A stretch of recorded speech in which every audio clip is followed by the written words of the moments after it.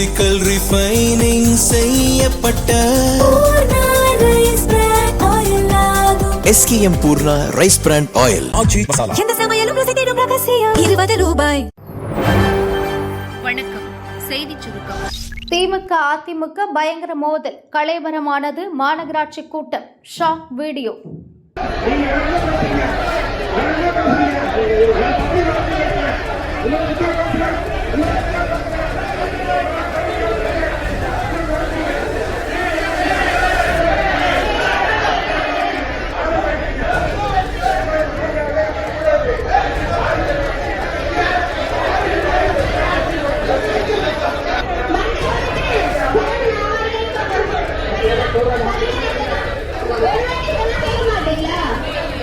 நான் என்னோட வார்டு பொதுமக்கள்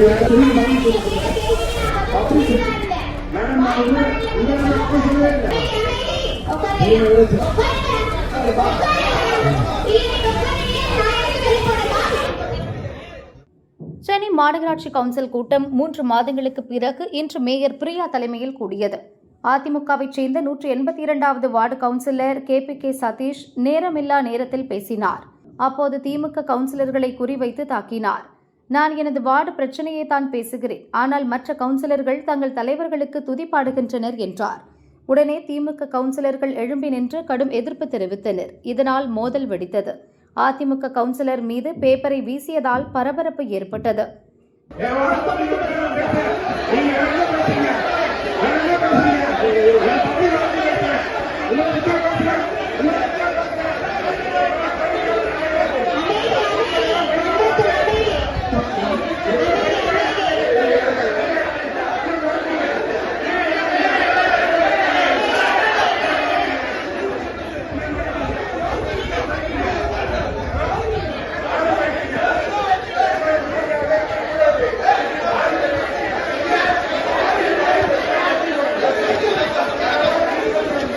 திமுக ஆட்சியை இழந்து தாவேகா பதவிக்கு வந்த பிறகு முதல் கூட்டம் என்பதால் ஒரு எதிர்பார்ப்பு இருந்தது. ஆனால் முதல் கூட்டமே மோதலுடன் துவங்கியது அதிர்ச்சியை ஏற்படுத்தியது.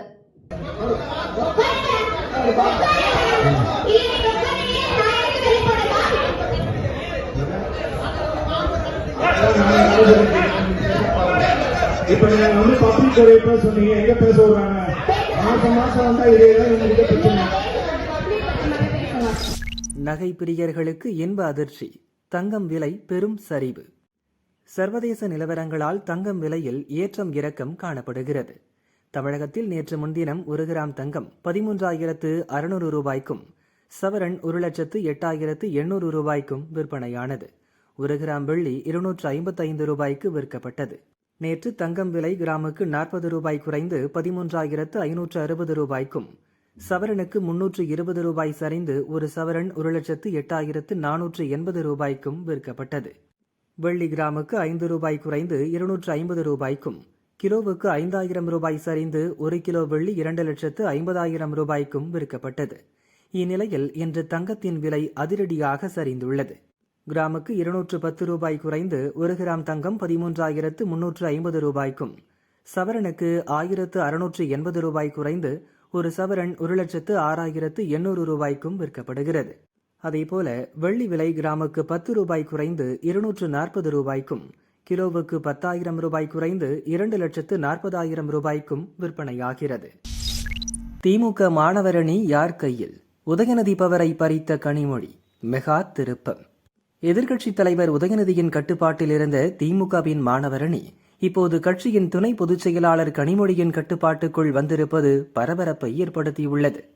இதுகுறித்து மாணவரணி நிர்வாகிகள் கூறியதாவது: திமுகவில் மொத்தம் 25 சார்பு அணிகள் உள்ளன. இதில் இளைஞர் அணி, மகளிர் அணிக்கு அடுத்து முக்கிய பங்காற்றுவது மாணவர் அணி. இதனால் தலைமையின் கட்டுப்பாட்டுக்குள் தான் எப்போதும் மாணவர் அணி செயல்படும். அதன்படி திமுக தலைவர் ஸ்டாலின் கட்டுப்பாட்டுக்குள் இருந்த மாணவர் அணி உதயநிதி வந்த பிறகு அவரின் உத்தரவுப்படி செயல்பட்டது.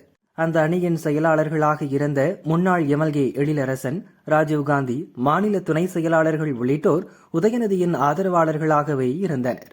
மகளிர் அணி கனிமொழி கட்டுக்குள் இருக்கிறது. தன் எல்லையை விரிவுபடுத்தும் விதமாக மகளிர் தொண்டரணி என புது அணியை சில ஆண்டுகளுக்கு முன் கனிமொழி உருவாக்கினார். தொடர்ந்து பெண் நிர்வாகிகளை தனது ஆதரவாளர்களாக மாற்றும் முயற்சியில் இறங்கினார்.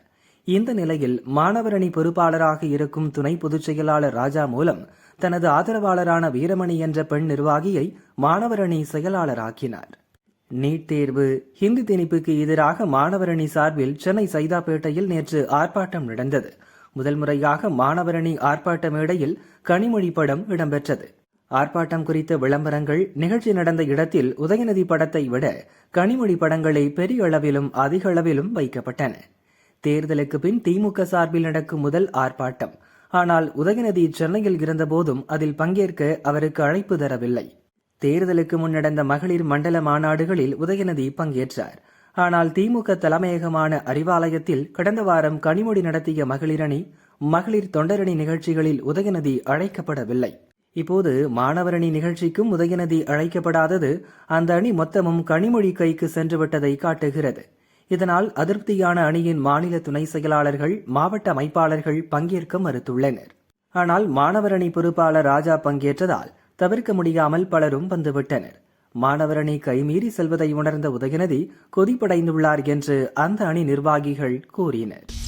ரூட்டை மாற்றிய பழனிசாமி, தாவிக்க மட்டுமே டார்கெட். அதிமுக நிலைப்பாடு என்ன? தமிழக அரசியல் வரலாற்றில் கடந்த 50 ஆண்டுகளாக திமுகவும் அதிமுகவும் மாறி மாறி ஆட்சிக்கு வந்தன. இதனால் இரு கட்சியினரும் ஒருவரை ஒருவர் சரமாரியாக விமர்சித்து வந்தனர். இந்த முறை தமிழக வெற்றிக் கழகம் ஆட்சிக்கு வந்த பின் இந்த நிலை மாறியுள்ளது. தற்போது சட்டம் ஒழுங்கு, பாலியல் குற்றங்கள், மின்வெட்டு பிரச்சினை குறித்து ஆளுங்கட்சியான தாவிகவுக்கு எதிராக அறிக்கை விடும் பழனிசாமி, முந்தைய ஆட்சியாளரான திமுக குறித்து எதுவும் சுட்டிக்காட்டவில்லை. இது குறித்து அதிமுக நிர்வாகிகள் சிலர் கூறியதாவது: அதிமுகவிலிருந்து ஆட்களை தூக்குவதால் தாவேக மீது பழனிசாமி கடுப்பில் இருக்கிறார். அதன் காரணமாக தாவேக அரசின் தவறுகளை ஆவேசமாக சாடுகிறார். ஆனால் தாவேக அரசு இன்று சந்திக்கும் சட்டம் ஒழுங்கு பிரச்சினை, மின்வெட்டு பிரச்சினைக்கு முந்தைய திமுக அரசும் ஒரு வகையில் காரணம். அதற்காக அதிமுகவை 3ஆம் இடத்துக்கு தள்ளிய திமுக தாவேகவை ஒன்றாக பழனிசாமி விமர்சிக்க வேண்டும். ஆனால் திமுகவை விமர்சிப்பதை பழனிசாமி தவிர்த்து விடுகிறார். குறிப்பாக மேகதாது அணை தொடர்பாக சட்டசபையில் நிறைவேற்றிய தீர்மானத்தில் திருத்தம் கொண்டுவர காரணமாக இருந்ததே திமுக தான். அந்த இடைச்செருகல் தீர்மானத்தை எதிர்த்து பேசிய போதும் அதற்கு காரணமான திமுகவை பழனிசாமி விமர்சிக்கவில்லை. ஆளுங்கட்சியை தான் விமர்சிக்க வேண்டுமென்ற அவரது முடிவு சரிதான். ஆனால் மேகதாது போன்ற தமிழகத்தின் நீண்டகால பிரச்சினைக்கு கூட திமுகவை இழுக்காமல் பேசுவது சரியல்ல. பழனிசாமி இதுவரை வெளியிட்ட அறிக்கையில் 99% திமுகவின் பெயர் கூட இடம்பெறவில்லை. குறிப்பாக அறிக்கை தயார் செய்வோருக்கும் தாவேகவை மட்டும் விமர்சித்தால் போதும் என கரார் உத்தரவு போட்டிருக்கிறார். ஏற்கனவே திமுகவுடன் கூட்டணி அமைத்து ஆட்சி அமைக்க பழனிசாமி முயன்றதாக முன்னாள் அமைச்சர் CV சண்முகம் குற்றம் சாட்டி வருகிறார். அது உண்மைதான் என்பது போல் பழனிசாமியின் செயல்பாடு உள்ளது. திமுக எதிர்ப்பினால்தான் அதிமுக வளர்ந்து பலமுறை ஆட்சி அமைத்தது. தீய சக்தி திமுக என்ற வார்த்தையை உருவாக்கியதே அதிமுக தான். ஆனால் அதை சொல்லியே சட்டசபை தேர்தலில் விஜய் வெற்றி பெற்றிருக்கிறார். இந்நிலையில் திமுக எதிர்ப்பை கைவிடுவது அதிமுகவுக்கு நல்லதல்ல என்று அவர்கள் கூறினர். பிரேக் பிடிக்கல, ஊரே பக் பக், அலறிவிட்ட பஸ் சம்பவம், ஷாக் வீடியோ. பிரேக் ஃபெயிலியர் வண்டி.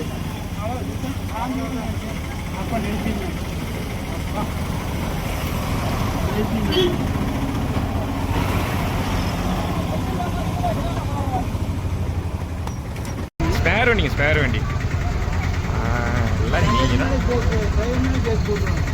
கோவையில் 40 பயணிகளுடன் சென்ற பஸ் பிரேக் பிடிக்காமல் தாறுமாறாக ஓடியது கடும் அதிர்ச்சி ஏற்படுத்தியுள்ளது.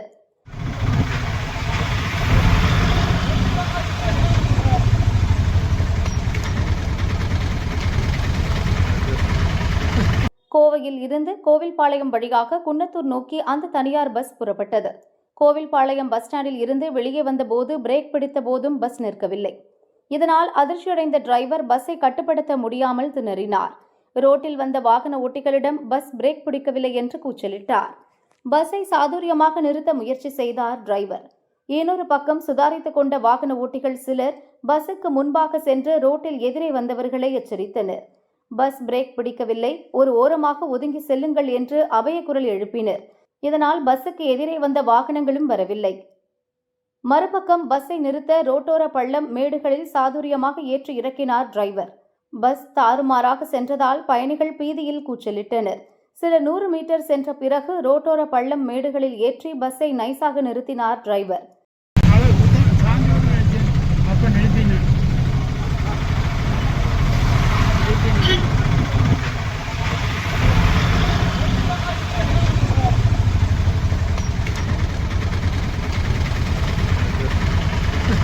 டிரைவர் மற்றும் மற்ற வாகன ஓட்டிகளின் சாதுரியத்தால் பல உயிர்கள் காப்பாற்றப்பட்டன. இதற்கிடையே பஸ் பிரேக் பிடிக்காமல் ஓடும் வீடியோ காட்சிகள் வெளியாகி அதிர வைத்துள்ளன.